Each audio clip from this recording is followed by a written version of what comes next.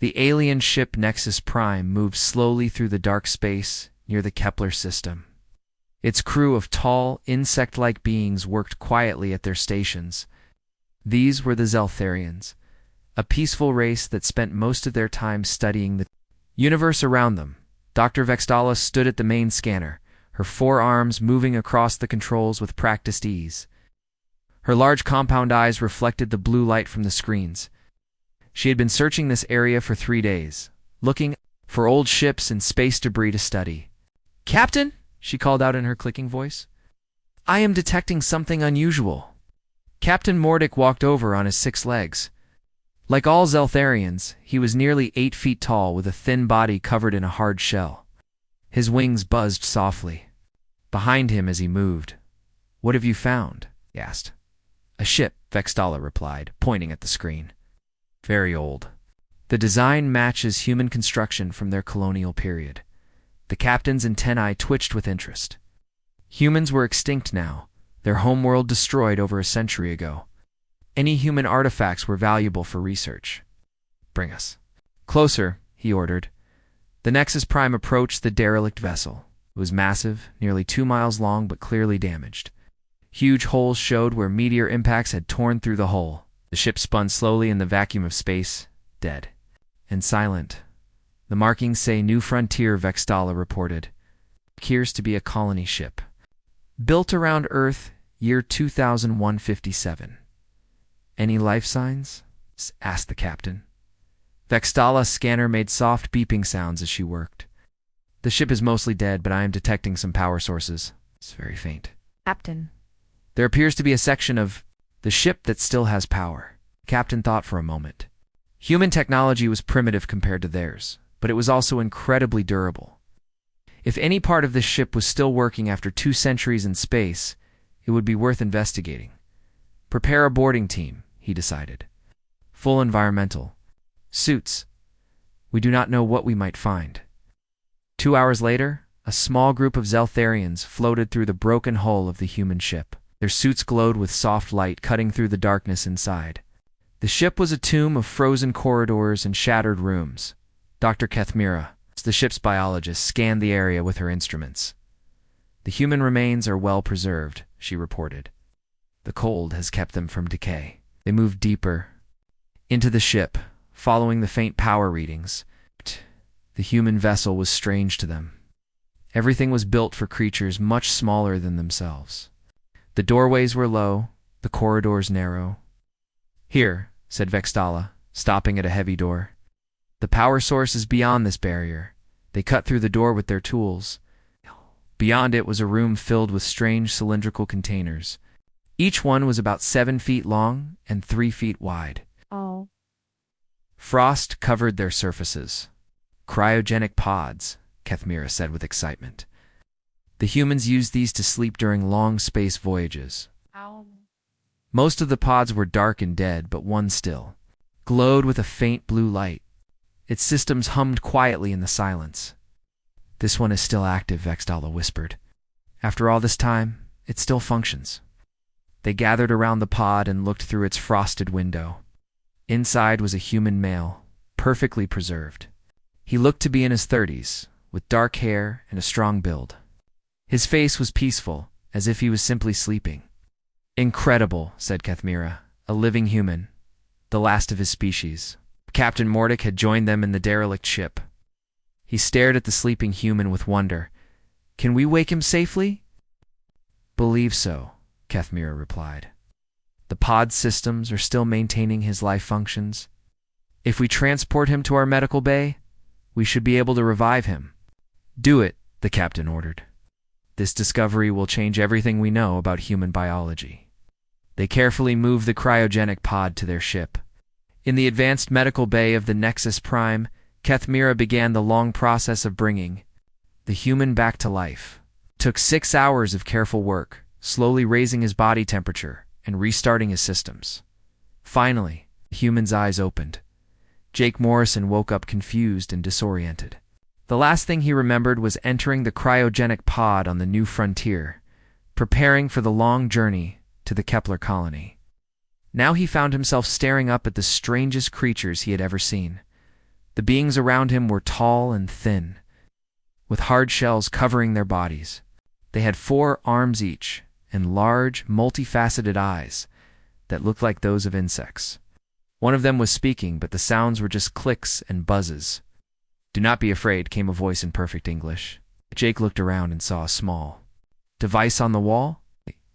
"We are using a translation device to speak with you. Where am I?" Jake asked, his voice rough from the long sleep. "You are aboard our research vessel," the creature closest to him replied. "I am Dr. Kethmira. We found you in the remains of your ship." Jake tried to sit up, but his muscles felt weak. "The new frontier? What happened to it?" Oh. "Your ship was damaged, probably by meteors," Kethmira explained. "It has been drifting in space for over 200 years. 200 years? Jake's mind struggled to process this information. What about Earth? What about the other colonies? The aliens exchanged glances. Kethmira's voice became gentle. "I am sorry to tell you this, but Earth is gone. It was destroyed. 147 years ago, the human species is extinct. You are the last one." Jake felt the words hit him like a physical blow. Everyone he had ever known was dead. His wife, his children, his friends, all gone. The entire human race wiped out while he slept. "How?" he whispered. "We do not know the exact cause," Kethmira admitted. "The records from that time are unclear. Some say it was a natural disaster. Others believe it was war." Jake closed his eyes and tried to control his emotions. He was a Navy SEAL, trained to handle extreme situations, but nothing had prepared him for this. "What happens to me now?" he asked. "You are safe with us, Captain," Mordek said, entering the medical bay. "The Zeltharians are a peaceful people. We study the universe and seek knowledge. You are an incredible discovery for us. We would like to learn about human culture and biology," Dr. Vextala added. "You are a living piece of history."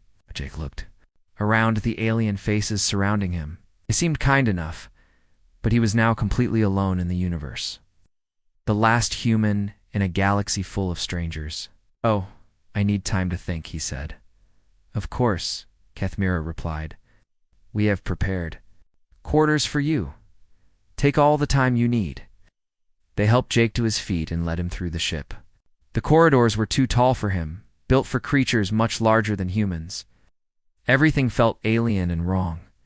His quarters were simple, but comfortable.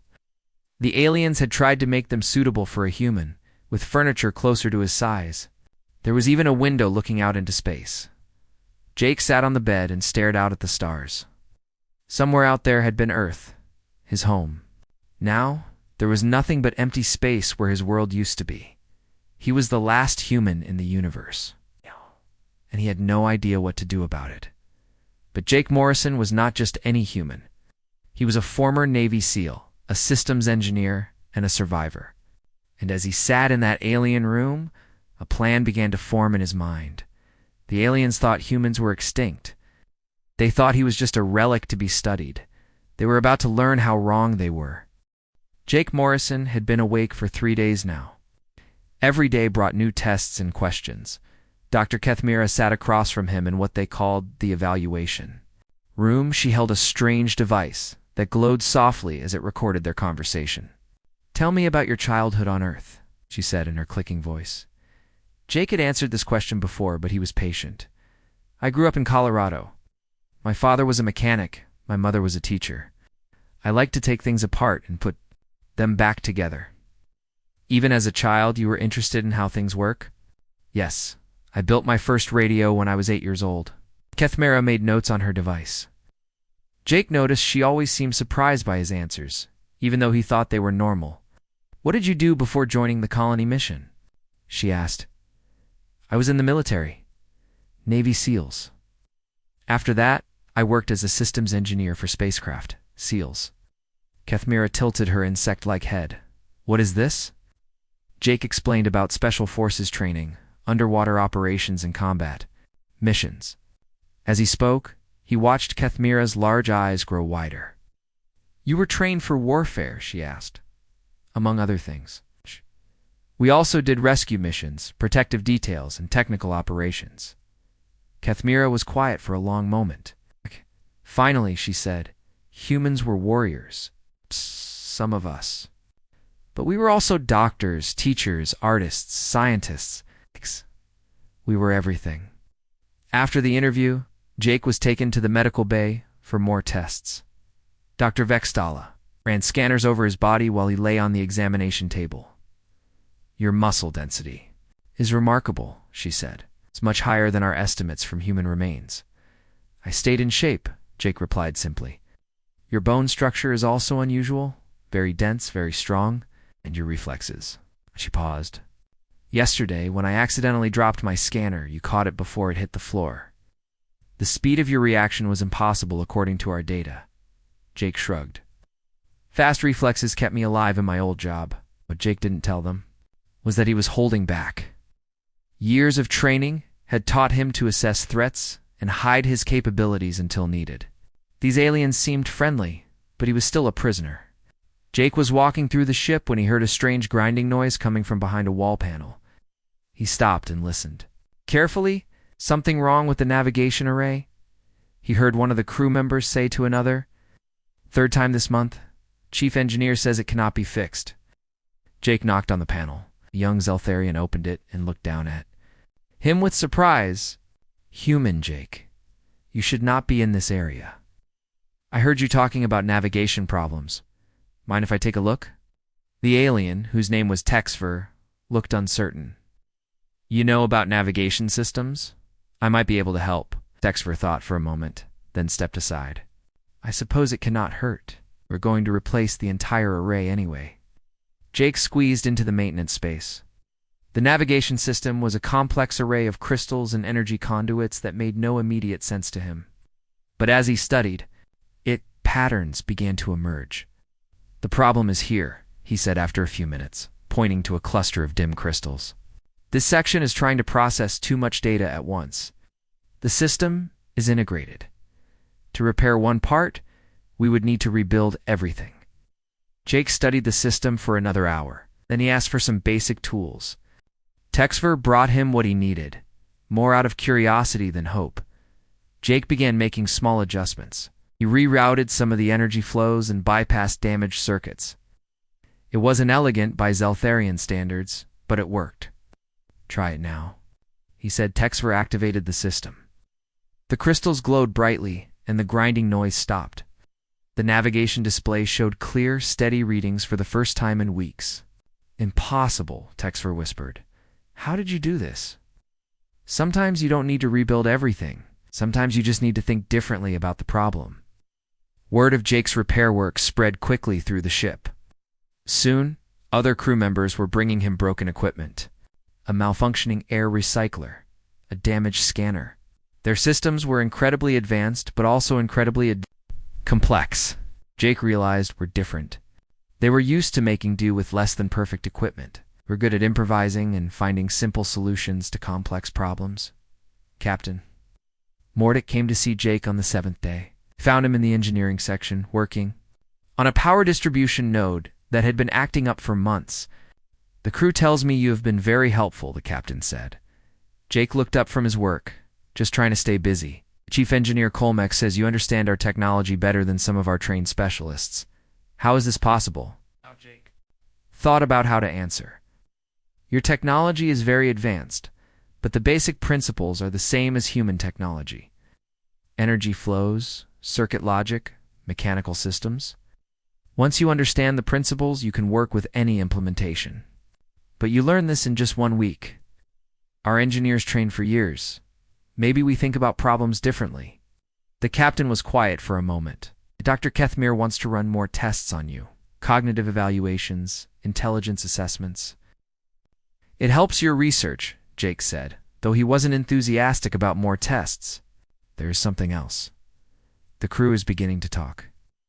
"They are saying that maybe humans were not as primitive as we thought." Jake looked up at the captain. "What did you think about us?" The historical records suggested humans were clever, but limited, good at basic tool use and simple problem solving. "But what we are seeing from you?" ... The captain paused. "It does not match the records." Jake went back to his work. Maybe your records were incomplete. That evening, Jake sat in his quarters thinking about what the captain had said. The aliens had records about humans, but those records were wrong. They thought humans were primitive, limited creatures who had barely managed to reach space before destroying themselves. But Jake knew better. Humans had been incredibly adaptable. They had survived ice ages, plagues, wars, and disasters. They had built cities, created art, and reached for the stars. They were curious, inventive, and resilient. The question was, why did the aliens think otherwise? Jake accessed the ship's database through the terminal in his room. His repair work had given him some access to the ship's systems, though he was careful not to go too deep. He didn't want to alarm his hosts. What he found troubled him. The records about human history were sparse and contradictory. Some sources claimed humans had destroyed themselves in nuclear war. Others suggested environmental collapse. Few mentioned alien intervention, but those were marked as unconfirmed rumors. Most troubling was what was missing. There were no records of human colonies beyond Earth, no mention of the dozens of colony ships that had been launched, no reference to the mining stations, research outposts, and trading settlements that humans had established throughout nearby star systems. It was as if someone had deliberately erased most of human history. Jake leaned back in his chair and stared. At the ceiling, the aliens thought he was the last human in the universe. They thought his species had been primitive and self-destructive. But what if they were wrong? What if there were other humans out there, survivors who had been forgotten or ignored? Jake Morrison had spent his career solving impossible problems and surviving dangerous situations. Now he faced the biggest challenge of his life. He was going to find out what really happened to humanity. And if there were other humans still alive, he was going to find them too. The aliens thought they had rescued the last member of an extinct species. They had no idea they had awakened something far more dangerous, a human who refused to give up. Jake had been aboard the Nexus Prime for 2 weeks when everything changed. He was in the engineering section, helping Texiver repair a damaged plasma conduit. When the ship's alarm system began to wail, Captain Mordek's voice echoed through the corridors. All crew to stations. We have incoming vessels. Jake followed Texiver to the bridge. The main screen showed 3 large, dark ships approaching fast. They were nothing like the elegant Zeltharian vessel. These ships looked like weapons, all sharp angles and heavy armor. Krex battle cruisers, Captain Mordek said grimly. They are demanding we surrender the human, Krex Jake asked. A warrior species, Dr. Kethmira explained quickly. They believe strength is everything. They have been expanding their territory for decades. The largest Krex ship opened a communication channel. A creature appeared on the screen that made Jake step back in surprise. It looked like a cross between a lizard and a bear, with gray scales covering a massive body. Its teeth were sharp and its eyes were cold. I am Commander Vexfer of the Krex battlecruiser Drekmer, the creature growled. You will surrender the human specimen immediately. Mordek stepped forward. The human is under our protection. He came to us freely. The human is a dangerous artifact that belongs in Krex hands, Vexfer replied. We have studied your species records. Humans were warriors and destroyers. This creature must be contained. Before it causes harm, we will not surrender him, Mordek said firmly. Dexfer bared his teeth in what might have been a smile. Then you will be destroyed. You have 1 hour to reconsider. Ah! The communication ended. The bridge fell silent except for the soft humming of the ship's systems. Can we outrun them? Jake asked. No, Mordek replied. Their ships are faster and more heavily armed. The Nexus Prime is a research vessel, not a warship. What about calling for help? The nearest Zeltharian fleet is 3 days away. We do not have 3 hours, let alone 3 days. Jake looked around the bridge. They were willing to die rather than hand him over to the Krex. The thought bothered him more than he wanted to. Admit, Captain, Jake said. What kind of defensive systems does this ship have? Very basic ones. Some shield generators, emergency weapons that are mostly for clearing space debris. Nothing that could fight a Krex battle cruiser. What about your mining equipment? The tools you use for breaking up asteroids? Mordek looked puzzled. You have plasma cutters, gravitational manipulators, high-energy particle beams. But those are scientific instruments, not weapons. Jake felt a familiar sensation, the same feeling he used to get when planning a mission with his SEAL team. His mind began working through possibilities, calculating odds, finding solutions where others saw only problems. "I have an idea," he said, "but I need access to your tactical systems." "Jake, you are not a warrior," Dr. Kethmira said gently. "This is not something you can fix like a broken machine." Jake looked at her with a calm expression that made her step back. "Doctor, with respect, you don't know what I can do." Captain Mordick studied Jake's face for a long moment. Something in the human's eyes reminded him of the Krek's commander, a cold confidence that suggested hidden depths. "Show me," he said finally. Jake moved to the tactical station. Controls were different from human systems, but he had spent 2 weeks learning Zeltharian technology. His fingers moved across the interface with growing confidence. "Your ship has excellent sensors," he said, as he worked. "Much better than the Kreks realize. I can use them to map their ship's weaknesses." He pulled up detailed scans of the enemy vessels. The Krek ships were powerful, but built for intimidation as much as function. Jake began to identify vulnerable points, system connections, and structural weak spots. "Your mining lasers can be recalibrated," he continued. "Instead of wide beams for cutting rock, we can focus them into narrow, high-intensity pulses. They'll punch through Krek's armor like paper." His hands moved faster now, accessing systems throughout the ship. The gravitational manipulators used for moving asteroids could be reversed to create sudden acceleration changes that would throw the enemy crews around. The particle beam arrays could be linked together for concentrated fire. "This is impossible," Chief Engineer Colmeck said, watching Jake's work. "These systems were never designed to work together." "That's why it'll work," Jake replied. "Won't expect it." He spent the next 40 minutes completely rebuilding the ship's tactical capabilities. When he was finished, the Nexus Prime was no longer just a research vessel. It was a warship unlike anything the galaxy had ever seen. "Do you know this will work?" Captain Mordick asked. "Because I've done this before," Jake said simply. "Right. Different technology, same principles. Hit hard, hit fast, hit where they don't expect it." The Krek ships moved into attack formation. Commander Thexver's voice came over the communication. "System again. Your time is up, Zeltharian. Surrender the human, or face the consequences." "This is Captain Mordick of the Nexus Prime," the Zeltharian replied. "Our answer is no, then die." Massive energy beams lanced toward the Nexus Prime, but Jake was ready. With sudden, impossible movements as the gravitational manipulators kicked in. "Now," Jake said calmly.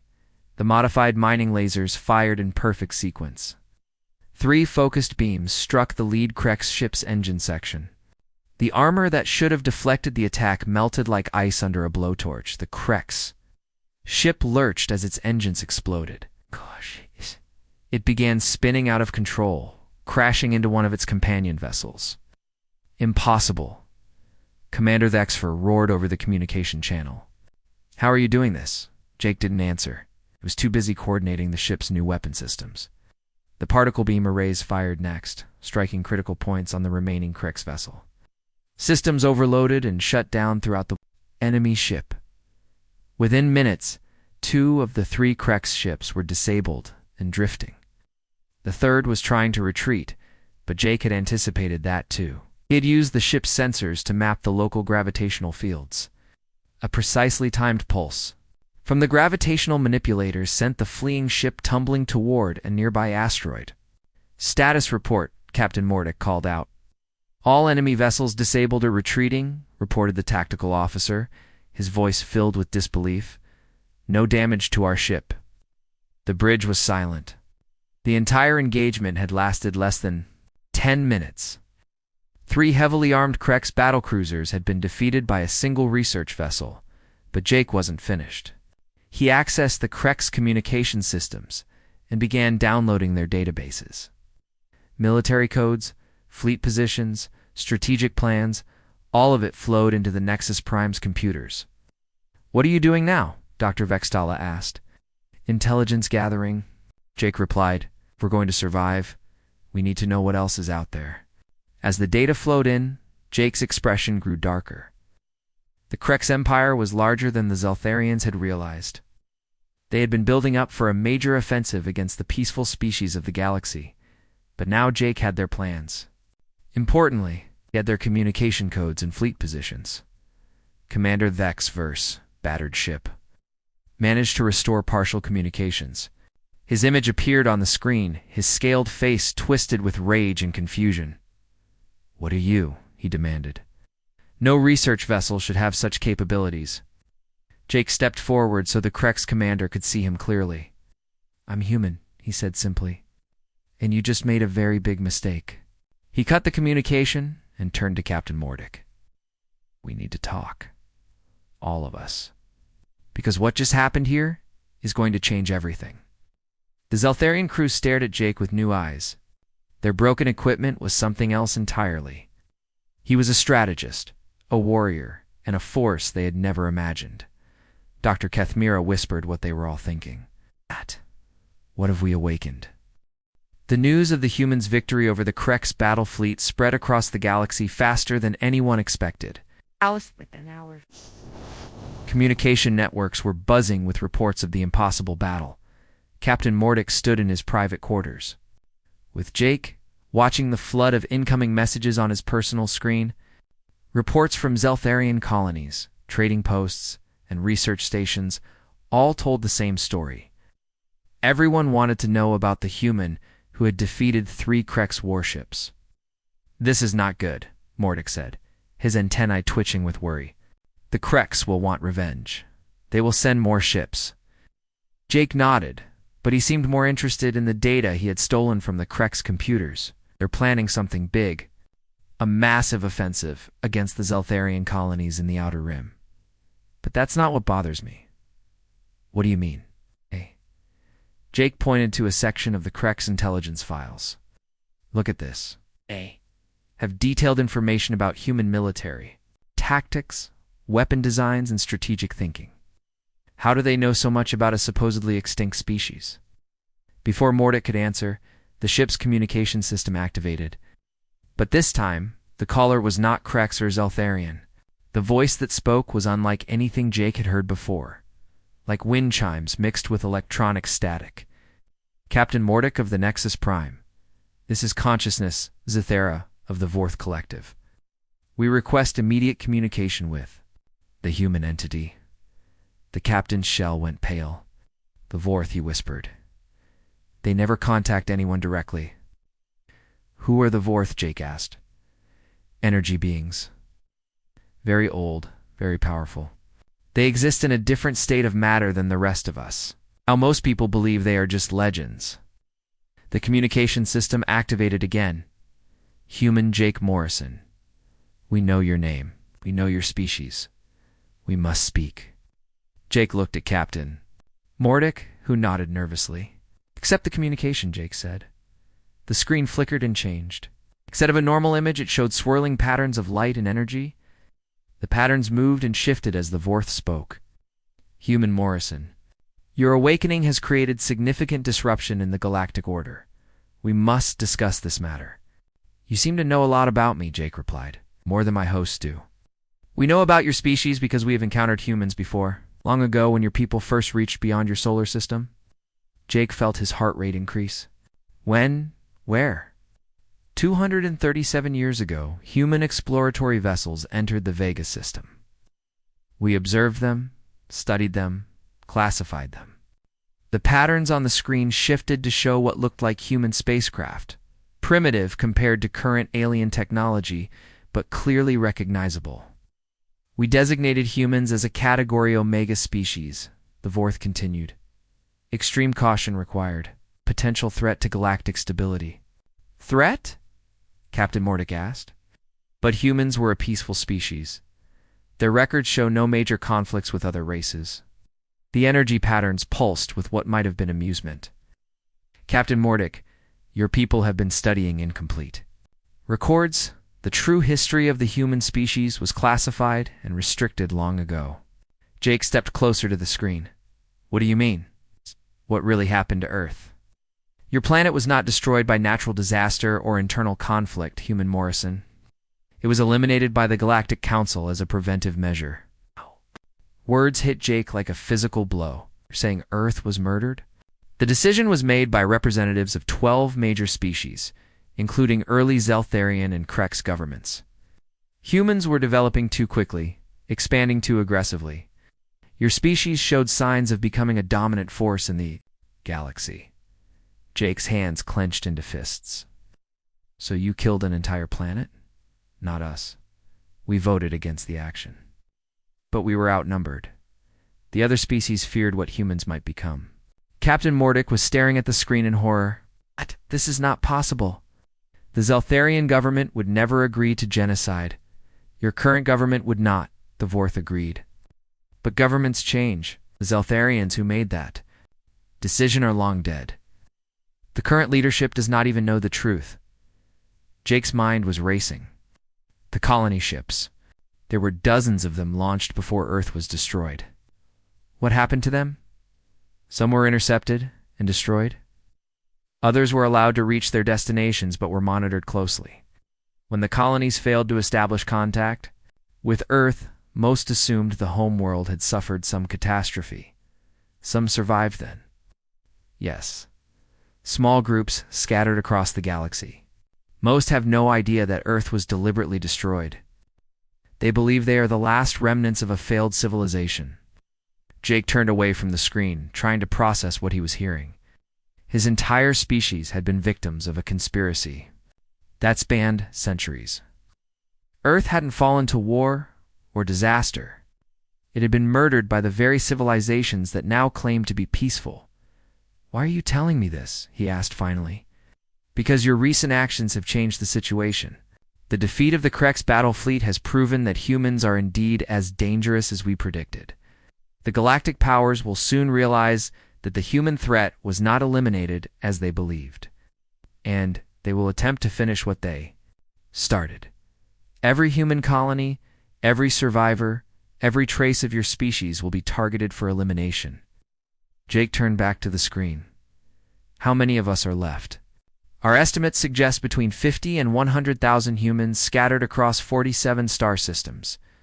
Most are in small colonies or research stations. Few are individuals like yourself who have integrated into alien societies. That's all out of billions.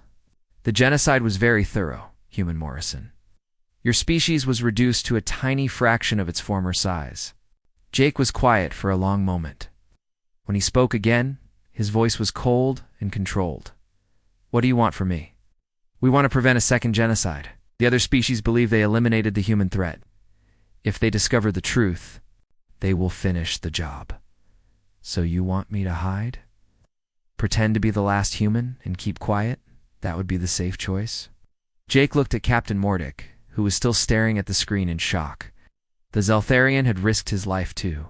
Protect Jake, not knowing that his own species had once voted to destroy humanity. There's another option, Jake said slowly. What option? You said there are still humans out there, scattered, isolated, but alive. What if they weren't isolated anymore? The energy patterns on the screen shifted rapidly. Explain. What if the scattered colonies were brought together? What if humans remembered what they were capable of? What if we stopped hiding and started fighting back? That would be inadvisable. The galactic powers would unite against such a threat. Jake smiled, but it was not a friendly expression. Let them try. Barely won the first time, when they had the advantage of surprise. This time we'll be ready.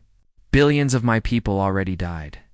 The rest of us have been living in exile, believing we were failures instead of survivors. That ends now. Captain Mordic finally found his voice. Jake, what are you planning? Jake turned to his alien friend. I'm going to find the other humans. I'm going to tell them the truth about what happened to Earth, and then I'm going to give them a choice. What choice? They can keep hiding, keep living as refugees in their own galaxy. Or they can join me in making sure this never happens again. Vorth's patterns flowed more rapidly now. If they choose to fight, Jake looked directly at the screen. Then the galaxy is going to learn why you classified humans as Category Omega in the first place. The communication ended abruptly, leaving Jake and Captain Mordic alone in the sudden silence. Jake, the captain said quietly, what have you decided to do? Jake walked to the window and looked out at the stars. Somewhere out there were the scattered remnants of humanity, living in isolation, believing they were alone. "I'm going to wake them up," he said simply. "It's all of them." 3 months had passed since Jake learned the truth about Earth's destruction. The Nexus Prime had become his mobile headquarters as he put his plan into action. Captain Mordick had volunteered his ship and crew for Jake's mission, despite the enormous risks. Jake sat in the ship's communication center, surrounded by screens showing star maps and data streams. He had been working 18 hours a day, using the stolen Krex intelligence and Vorth information to locate human settlements across the galaxy. "Signal, ready for transmission," reported Texfer, who had become Jake's primary technical assistant. The young Zeltharian had proven surprisingly good at adapting alien communication systems for Jake's purposes. Jake looked at the list of coordinates on his screen. 47 star systems where humans might still be alive. Small colonies, research stations, mining outposts, and trading settlements that had lost contact with Earth decades ago. "Begin transmission," Jake ordered. The message he had crafted was simple but powerful. It went out simultaneously to all 47 locations, using communication frequencies that only humans would recognize. "This is Jake Morrison, formerly of the United States Navy, in the colony ship New Frontier. If you are receiving this message, you are not alone. Earth did not fall to disaster or war. Our homeworld was destroyed by alien governments who feared human expansion. There are human survivors scattered across the galaxy. It is time to come home." The message included coordinates for a rally point in an uninhabited system near the galactic rim. Jake had chosen the location carefully. It was far from major trade routes and alien military bases, but close enough to most human colonies for ships to reach it. "How long before we know if anyone received the message?" "Some of the closer settlements should respond within days," Jake replied. "The furthest ones might take weeks. The first response came sooner than expected." Just 6 hours after the transmission, the Nexus Prime received a coded reply from the Kepler mining station. "This is Director Lisa Chang of Kepler Station. We have 347 humans here. Thought we were the only ones left. Please confirm this message is genuine." For the first time in months, he allowed himself to hope.